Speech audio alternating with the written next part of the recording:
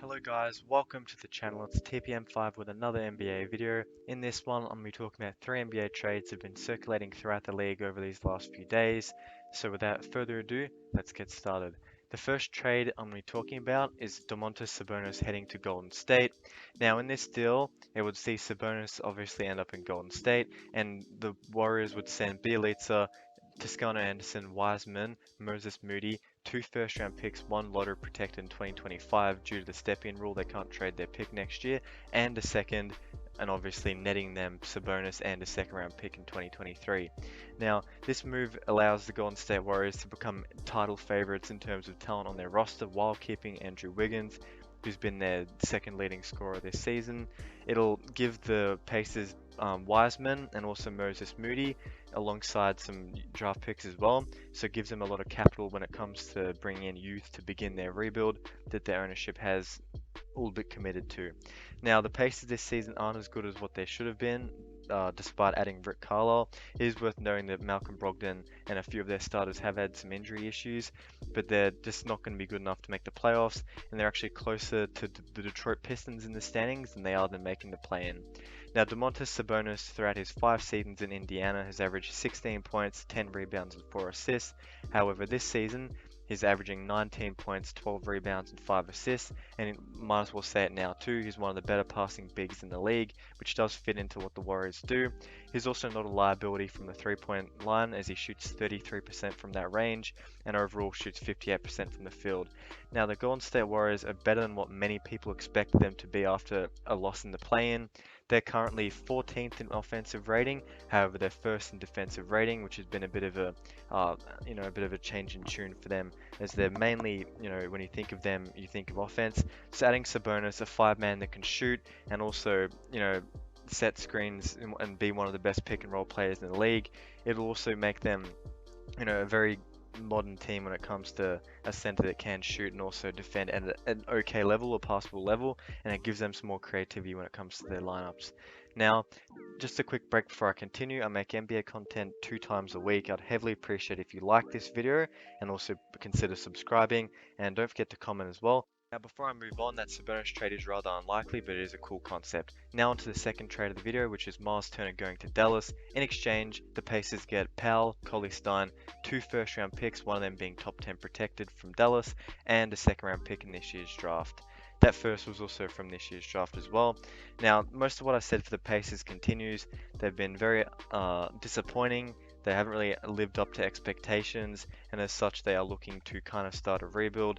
They've been on record for a while now saying they're going to trade one of Sabonis or Turner. Now, this can give them an option to trade both.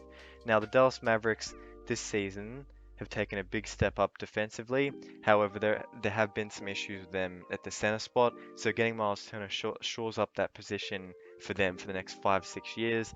And Myles Turner is a very modern center, a guy that's averaging 13 points, 3 blocks, and also 7 rebounds. He's shooting the ball 33% from 3 and also 51 from the field, so someone that can stretch out the floor and also help hide KP's weaknesses on the perimeter. Now, this is a pretty decent return for the Pacers, considering that if this deal was to be made, Myles Turner is injured with that stress fracture reaction that he suffered not too long ago now. It looks unlikely that he'll be dealt before the deadline, but they are going to have to take a cut price if they are to, if that is Indiana, to trade him before the deadline.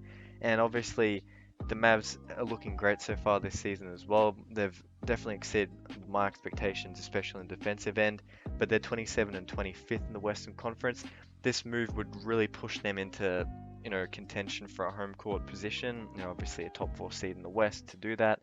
And I think that, as sad as it is to see Dwight Powell, who is a veteran of the team and has been there for 7 years, I think it is probably worth them looking into this move and exploring all their options to make this team better around Luka Doncic. However, that's another deal I think is unlikely just because of Myles Turner's injury timing. But now onto the last trade of the video. Harrison Barnes goes to Utah alongside a 2023 second rounder in exchange for Joe Ingles, Udoka Azubuike, and also Eric Pascal on a first. Now, the tick for here with Sacramento is you get off of Harrison Barnes' money, get an expiring deal in Joe Ingles, someone that might be able to help you out as he's having a bit of a disappointing season, but new circumstances might be able to change that for him. They also get a first round pick as well. Obviously, they are sending out a second, but they are getting a first for Harrison Barnes, and that is something they've been very open about wanting. Now, Harrison Barnes is like the ultimate glue guy in the NBA, dating back those years in Golden State as well, when they had a 73-9 record. He was a very key player for them in that one, and he is a very, you know, key player, and he'll actually help Utah in many ways, such as scoring. He's shooting the ball at 42% from three, on his way to averaging 16.6 points. So he's obviously scoring from three better than Joe Ingles is. It's safe to say. Joe Ingles himself is having a bit of a down year. Coming off of year last year where he was averaging 12, 4, and 5, he's dropped all the way down to 7.5, 3, and 4, and his field goal percentage as a whole has dropped by 7.6 points. So I feel like now with Danny Ainge in a general manager, executive role, I don't think they're going to care about his history as the leading three-point field goal maker, and I think they're going to look to really open up their window to win now. So I think that's an interesting move. It gives Utah a veteran, and it gives Sacramento a pick. Now that is the end of the video. Please don't forget to like, comment what you thought. I'd love to hear what you guys think, and don't forget to subscribe. And until next time, peace out. Thank you for watching.